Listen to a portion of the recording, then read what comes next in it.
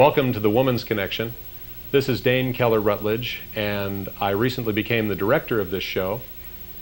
For over 3 years, the producer and host of the program, Barrie-Louise Switzen, has been presenting a number of topics on women's issues throughout the world.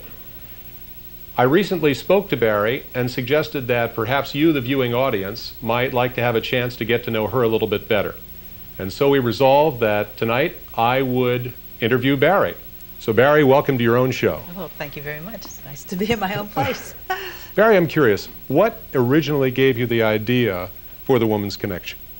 Well, it started by a fluke, my getting into the television business. Somebody was approached to do a program, and it was on business. And I said, oh, great, I've got nothing to do, and I was looking for a job or a business to start. And I said, I'll help you with that. And we were trying to develop that particular program. And while I was doing that, and the bug of television entered my bloodstream, I decided to pursue other avenues. When somebody said to me, you know, I'd like to talk about what happened to me in my life and how this particular product I'm selling is so wonderful, and do a promo on it. And I said, well, you know, why don't I just incorporate what you're selling with your trials and tribulations and make a program out of it? So that's how the Woman's Connection started, by my saying, okay, let's do a show on women and trials and tribulations. Was there one particular person, one particular event in your life that gave you the inspiration to focus particularly on women's issues? It was more of her talking about the fact that she wanted to talk about her.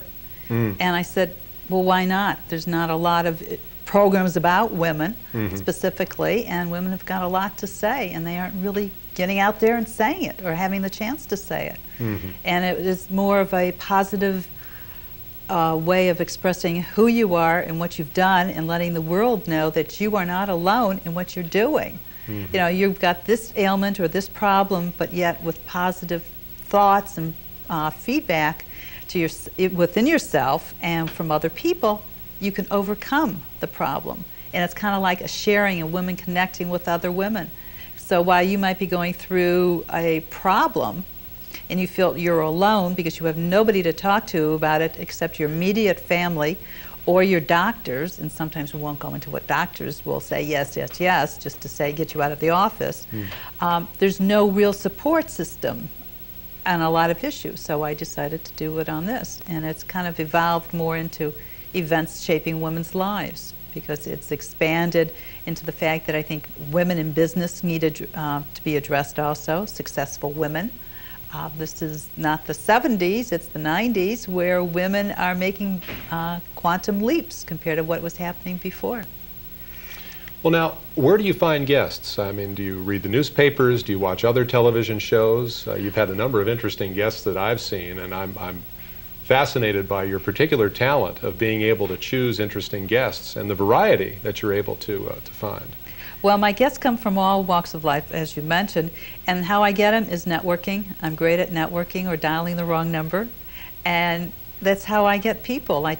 People will say, well, what do you do? And I say, I have a television program, and I'm always looking for guests. So people are very forthright in saying, oh, I've got somebody for you to meet, or I'm an excellent guest for your show, and we sift through all the potential guests.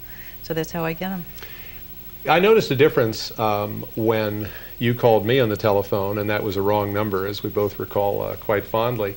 And normally, of course, if I get a wrong number, as it were, I'll just have about a 10-second conversation, and that'll be it.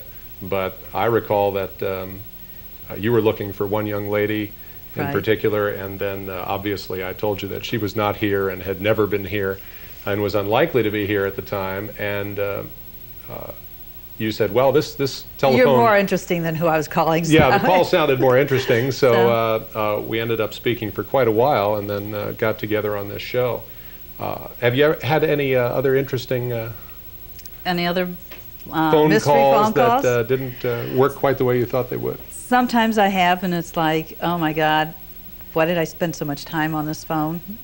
You know, not really. I think you're the best. Oh, well, that's nice of you to say. But no, it's, you know, I befriend everybody because of the fact that if you don't, you just never know who you're going to wind up talking to or not talking to. You can miss that opportunity.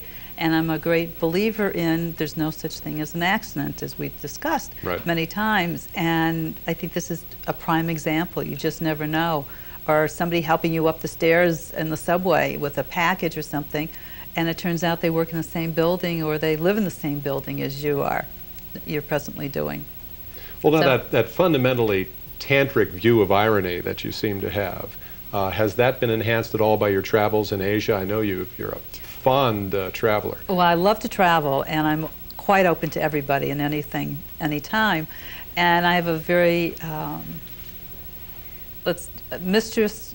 Well, I like to get into trouble traveling and walking around, and guides always get into trouble because of me, because I like to go where I'm not supposed to. I see. And I'm very open to meeting people as far as finding out about them and who they really are. And it doesn't matter if they're a woman or if they're a man, they're very receptive to me. And I would say more so in Asia because I am Caucasian versus being Asian, whereas in Europe, they're still reserved, you're still, you know, you're an American. So there's always that persona that they've got in front of them, and they always have Americans perceived as one way, you know, the loud, boisterous American tourist who's got lots of money to spend, which may or may not be true, so therefore they look at you one way, whereas in Asia or elsewhere, even in this country, it's different. If you're open to receive people, you just never know who you might meet. I mean, I met some wonderful people in Asia that I've parlayed into some business experiences.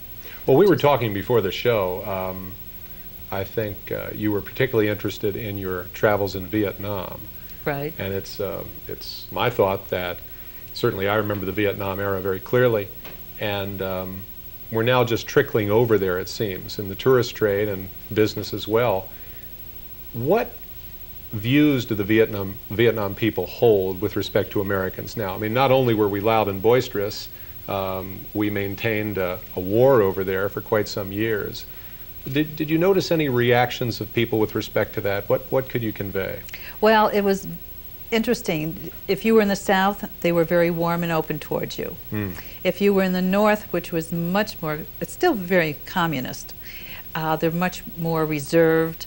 They look at you, they're not quite sure what to do with you. But in the South, they'll talk to you because they like your money. You know, they're more enterprising. They're freewheeling and dealing. In this North, they're not that way. They don't have this entrepreneurial spirit so much. They do, but it's a little bit more reserved. Are there any restrictions on traveling in North Vietnam at this point? There are not too many restrictions, but you still need a visa to go over there, and it's opening up more. You'll find more Australians and more Europeans than they do Americans over there. I mean, the building boom is phenomenal, and it's a great place to go to visit. I don't know if I'd want to go back so soon, but the people were just really neat. One story I'd like to share is Americans are, I don't consider myself fat, nor do I consider myself skinny, but according to the Asian people, I've got a lot of extra flesh on me. And I had two women that came up to me one day, and it was a riot. Two little old ladies. I would venture to say they were probably, 60 years old, if they were that old, or 70 years old. I mean, it's hard to tell with the Asian women.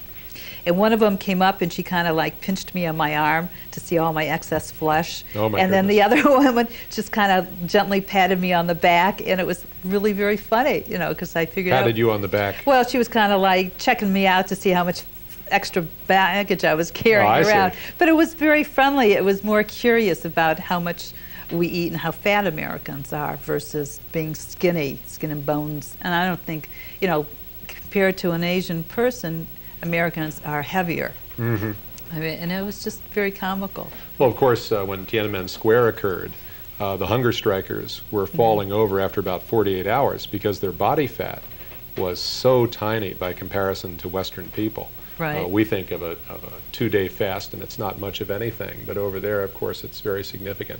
You have an obvious love of people. all over the planet. Where do you think that comes from? Is there a family story you have, or do you think you inherit this? Not at all. Father and I used to get into fights about me traveling. That was my passion. Oh, yes. Was he just concerned about you? No, not at all. It wasn't a concern. It was more like, you know, stay home, save your money, and go to college. And I said, well, I'm going to college. I'm not saving my money. And I remember one time I wanted to borrow some money from him to buy a car, and he said, if you didn't travel all over the world, you'd have money for the car. And I said, you know, Dad, you're right, but I'd do it all over again. And the next day I went out and sold some stock to pay for a down payment on the car, and I'm still traveling. I have my car, and well, I had the car at the time. But what does your family think of the show? Well, my parents are all deceased. I mean, your extended family. Oh, they think it's great. One of my aunts said it's the best. She said, you finally found your niche. So I want to explore it more and expand on it. Is no one else in the entertainment field in your family? I only have one cousin who's out in California, and she's an actress. Struggling? Struggling actress, yes. Have you ever had her on the show? No, I haven't. She's never here long enough. I see. Well, now, let's talk a little bit about your goals for where the show will go in the future. What vision do you have? I presume you have a notion to expand this I would like format? To expand it to include more segments, do special segments, like do something on employment, do something on business, continue with events shaping women's lives, get something up on the internet, and really take it worldwide, because I feel that the issue of women's issues worldwide are basically the same. We were talking about this at dinner the other night about cultural differences. I had a friend in from Paris who was staying with me, and we had dinner with another woman who commutes between New York and Paris because her husband's Parisian. And when she was living in Singapore, she was talking about the difference in cultural things, like they would go out to dinner with another couple, and the woman, even though her husband was driving and she was sitting in the front seat, she had to get out of the car and go sit in the back seat with the other gentleman's wife. And that was standard, acceptable custom there. Now, you would never do that here, nor would you ever really do it in France. But I mean, just the little nuances. So it's interesting to find out what is different about America versus Singapore or someplace else. You've had so many guests on here who have talked about their own personal views on women's issues. What one or two issues that you've dealt with in your own life do you think are most significant for women in America? That's a tough question. I think the issue of employment is very difficult because women are always getting shortchanged. Even today, they're getting shortchanged. It is a known fact they're underpaid in comparison to a man who has the same job. The other issue is, oh good, it's escaped. Employment and business. Women are not treated with a lot of respect that men would have. Is this something that you've faced yourself? Oh, yes. Yeah. Yeah, there's two sets in the working world, whether you're a man or a woman. It depends on what you're applied. And that's very humorous when I get a wrong number and they're looking for Mr. Barrie, well, it's not a wrong number, so to speak, but they're looking for Mr. Barrie Switzen versus how they react when they find out that my name is Barrie and what they're trying to do, whether it's in business or in a social setting. I mean, one time I had a cold and I had such a deep voice that was 5 minutes before I told the man, you're talking to a woman, and he almost died because he kept calling me Mr. Switzen, and I finally corrected him. And there was a difference, a real difference in his attitude. Where does the name Barrie come from? I mean, it is an unusual name for a woman. Well, I'm finding out there's more Barries around this world than ever before. In the Jewish religion, you're named after somebody who's deceased. I'm named after my grandfather, whose name was Harry, and because there's Henrietta and Harriet and Helen already in the family, they just came up with Barrie somehow. And I always forgot to ask my mother how she came up with it. Now, you mentioned something about the internet in terms of where the show was going to go, and you were going to try to take it global. Did you mean global over the internet, or some sort of sexy channel that's going to take it all over the world? I like to do a sexy channel all over the world. I like to have the television show broadcast all over the world, and I like to have the internet all over. and that takes a lot of staffing. Yeah, well, now that we're looking at perhaps 500 channels on the interconnective television entertainment universe, I imagine there will be a lot more opportunities for this sort of thing. Well, I hope so. I don't know if there will be, because everybody's been talking about 500 channels for quite a while, but that doesn't mean that we're getting to 500 channels. Mm-hmm. Barry, thanks again. Thank you, Dane, for Pleasure. being with me. Thank you. Please stay tuned. You are watching The Woman's Connection. Welcome to my show. I'm Barrie-Louise Switzen. The Woman's Connection is a program about women connecting with women. Our guest today is a woman who has been doing her thing for a long time and enjoying every moment of it. I would like to introduce Daphne Hellman. Daphne, welcome. I'm so glad to see you. Thank you, Thank Barry. you for coming. Wonderful to be here. Thank you. What exactly do you do to keep yourself so young? Well, I play the harp. I'm a harp nut. You're a harp nut? Yes. Not that I practice so much. I try and have an audience. I'm a big ham. So I like to play in the subway. In the subway? That's the best place to play in, because in a concert, sometimes I get very nervous and I miss notes. I hate to tell you this. But, That's hard to believe. But in the subway, there's no problem, because people listen as long as they can. And, Right. And most of them are quite intrigued, because the harp is a funny-looking instrument and has quite a beautiful sound. That's so one of my favorite instruments. Good. But how did you get started playing in the subway? Well, it's kind of a long story. It goes back because I had a friend in Paris, an artist, and he said, why don't you, instead of playing nightclubs, why don't you play in the subway? And he got me playing in the metro. And I was playing with this French girl who played fiddle. I don't like to play alone, except I played alone the other day, and it was great fun. And I played with Mr. Spoons, who I met in the subway system. Mr. Spoons is the spoon champion of the world, and he lives in my house. Oh. He works at Macy's, which he, for extra money. And then he plays the spoons? Plays the spoons. With you? And yes, and then he goes to Germany. He'll play for 6 months, and then he'll go to Japan, and then he'll come back and play in the subway. That's so and work wonderful. At Macy's. But how do you transport your harp from your place to the subway? Well, Barry, I have to have a slave. I can't carry it myself. But I have a small harp that has a wonderful sound, and a strong man can carry it. Weighs about 50 pounds. That's pretty heavy. So it is, but if you go down the steps, then you take the escalator down, and there's that platform that goes from Lexington Avenue to 3rd Avenue, and there are often quite a few people there. When I played there the other day, the police came up, and I had some cassettes. I said, you selling those? I said, yes. How much? $5. And he pulled his badge out. Oh. I'm a police.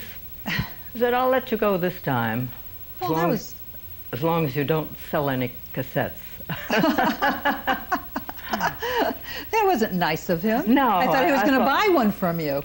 No, he acted as though he was going to. That's why. Well, how many cassettes do you have? Oh, I have 4 different cassettes. 2 country cassettes, or rather 2 jazz cassettes, 1 country, and 1 Baroque. And do you have one with you today? Is this your new one? Oh, this is my new CD. And that's called Hellman's Angels Gala, and it has a combination of Baroque. Oh, well, we'll have to get this on a close-up shot here.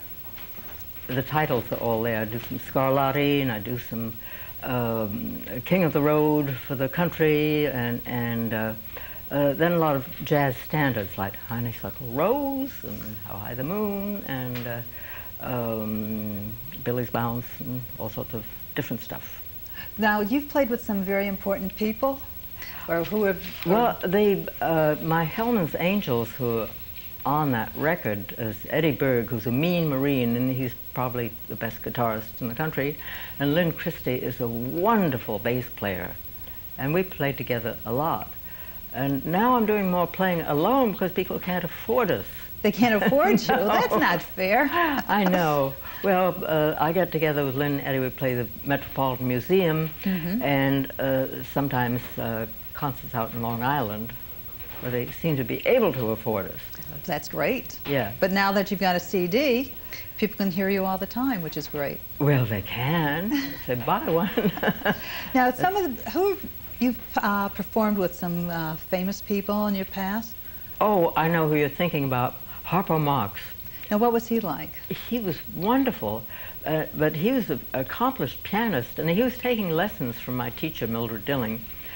And anyway, she got us together on somebody's birthday, and Harpo played the piano while I played Mozart's concerto for flute, harp, and piano. Go da da da da da da da da da da da da da diddly diddly diddly. But anyway, he knew he's a perfect musician. Just knew what he was doing.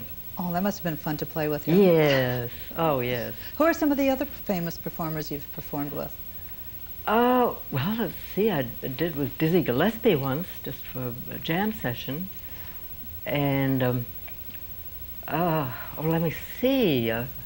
Can't remember now, but well, you've been playing for a long time. I think something I read that you started at 12 years old because your mother made you. Yes, I started at 12 years old, and I was delighted because it was such a glamorous-looking big gold instrument, bigger than the one I play now. Now in the subway I play the little one, convenient little harp, which has a nice sound to it.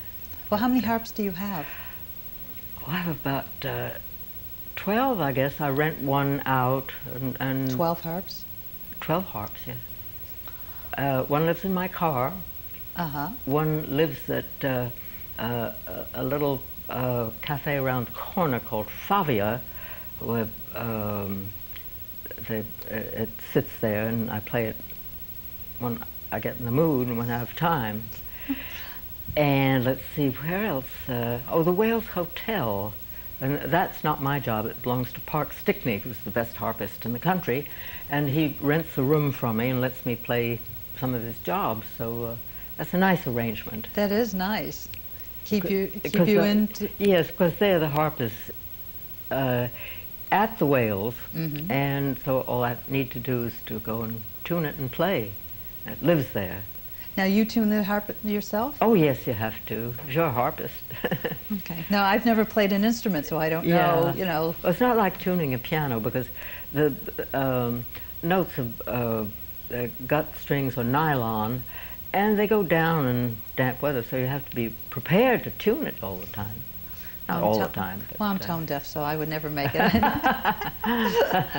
Now, well, obviously you do enjoy playing the harp, otherwise you wouldn't be continuing it all over the place with 12 harps at least. But do any of your children play the harp?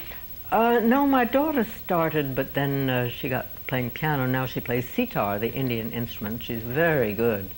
And she teaches and she studies with Ali Akbar Khan, and she plays at the Metropolitan Museum, and you know, she's I'm going to have to look for her. Extraordinary. Maybe Misty.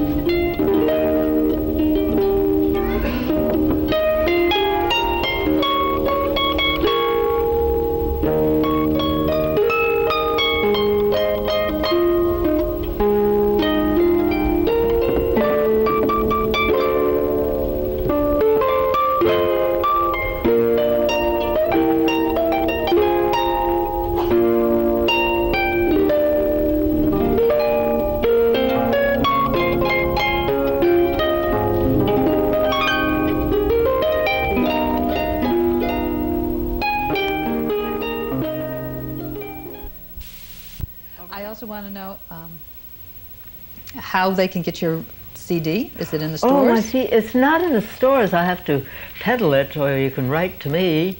I'm going to have to distribute it. I'm not sure quite how we start that. Well, we can start right here. You know, if anybody wants to get a CD, you can either contact Daphne Hellman, or you can contact me. Great. And we can get you that. How much is it? Thank you, Bonnie. It's $15. Okay. And it's going to be on the market soon. I think Barnes & Noble may distribute it for me. Well, you should have a CD signing party there. Yeah, I probably will. Thank you. Thank you for the idea. I'm ready. Because then I'll come and have you sign a CD for me and say, I knew her well. All right, Bonnie. There you go. You get a free one. That's great. Well, thank you very much for joining us. I'm so glad, Daphne, you were able to join us. And we look forward to hearing from you. Please write me, The Woman's Connection, Barrie-Louise Switzen, Ansonia Station, Post Office Box 918, New York, New York, 10023. And I have an email address of Barrie, BARRIENYC, @worldnet.att.net. Look forward to hearing from you. Take care.